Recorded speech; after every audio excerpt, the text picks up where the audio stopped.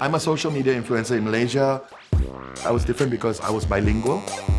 When you have a Chinese peranakan who's a banana, it just works. People were amused that there was someone like me back then.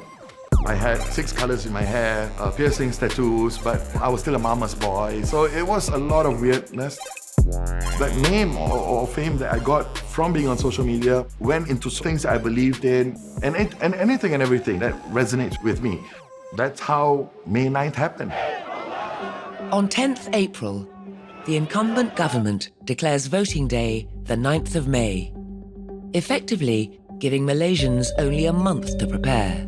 Millions of working Malaysians have to travel back to their hometowns where they're registered to vote. To make matters worse, the 9th of May was a Wednesday.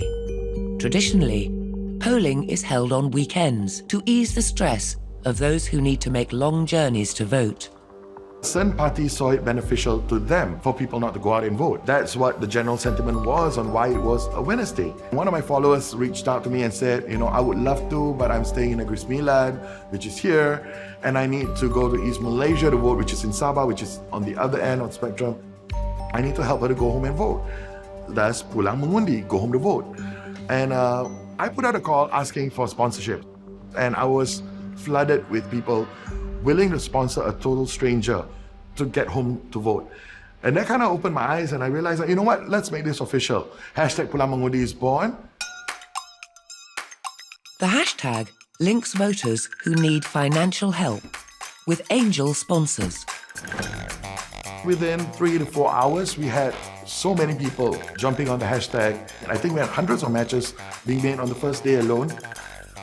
That I think it inspired to be a bigger animal than we thought it would be.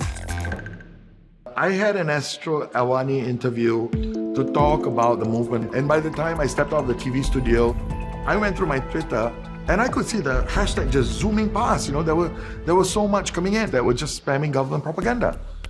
Joe's ground-up movement has been hijacked. Anonymous accounts have added hashtags like Say No to PH and Respect My PM to go alongside Pulang Mengundi on pro-Barisan Nasional posts.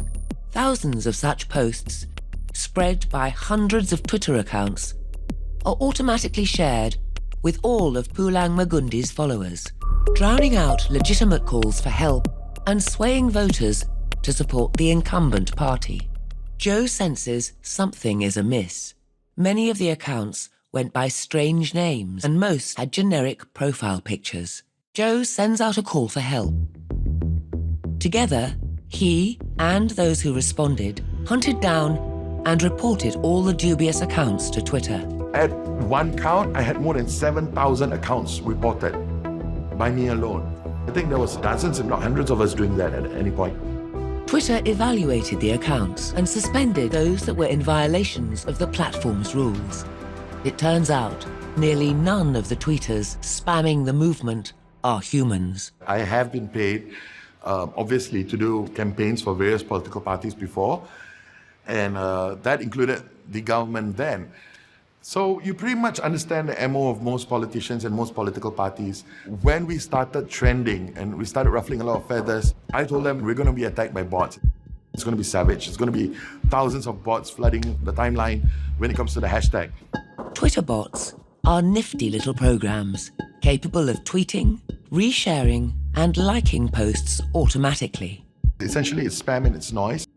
These simple algorithms can share quickly and with thousands. They can wield heavy influence on trend rankings because the more a subject is shared, the higher it climbs on Twitter's list of trending topics. Syarul Emma was once a leading pro-Barisan cyber trooper. She could see why Pulang Mengundi was being attacked. Kalau di-trendingkan jadi first, maksudnya Barisan Nasional kalah lah. Dia orang nampak on that side. They somehow think volume equals trending, which equals some sort of a fake hype that they want to create. This is not 2009. It doesn't work that way anymore. In the end, Pakatan won the right to govern. Voter turnout was 82.3%, the third highest out of 14 general elections in Malaysia. Bots can construct an artificial narrative, but that narrative, which is not grounded in reality, will never be long-lasting.